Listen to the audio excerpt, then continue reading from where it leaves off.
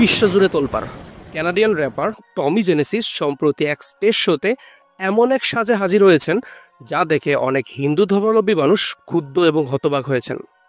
তবে প্রশ্ন উঠেছে, এটা কি কেবল আর্ট নাকি ধর্ম অবমাননা? র্যাপার টমি জেনেসিস, যার মূল নাম জেনেসিস মোহন জর্জ, তিনি একজন কানাডিয়ান শিল্পী। তার বাবা তামিল বংশোদ্ভূত এবং মা সুইডিশ।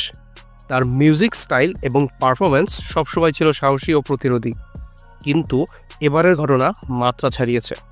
2025 সালের 20 জুন তিনি তার ট্রু ব্লু নামের মিউজিক ভিডিওতে মা কালীর রূপে হাজির হন। সম্পূর্ণ নীল বডি পেইন্ট, কপালে লাল টিপ, গলায় গহনা, হাতে অস্ত্রর মতো ভঙ্গি। কিন্তু ভিডিওতে তার হাবভাব, অঙ্গভঙ্গি ছিল এমন যা একাধিক হিন্দু সংগঠন, ভারতীয় দর্শক এবং দক্ষিণ এশিয়ার ধর্মীয় গোষ্ঠীকে প্রচণ্ডভাবে আঘাত করেছে।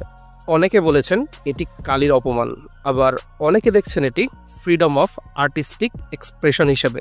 বিতর্কটা এখানেই।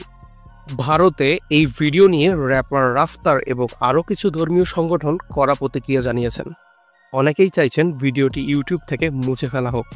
রাফতার তার ইনস্টাগ্রাম স্টোরিতে বলেছেন, this is not the empowerment, this is a mockery of my religion. কিন্তু প্রশ্ন হচ্ছে, একজন পশ্চিমা শিল্পী যিনি আংশিকভাবে দক্ষিণ এশিয়ান, তিনি কি কালীর রূপ ব্যবহার করে নিজের গানকে জনপ্রিয় করতে পারেন? ধর্মীয় চিহ্ন কি শোভা পায় বীজের গ্ল্যামার ও যৌন ইঙ্গিতে? আমরা কি শিল্পের নামে সবকিছু মেনে নিচ্ছি, নাকি ধর্মীয় অনুভূতির প্রতি কিছু দায়িত্বও থাকা দরকার? টমি জেনেসিস এখনও কোনো আনুষ্ঠানিক ক্ষমা চাননি, তবে বিতর্ক তুঙ্গে। আপনার কি মতামত?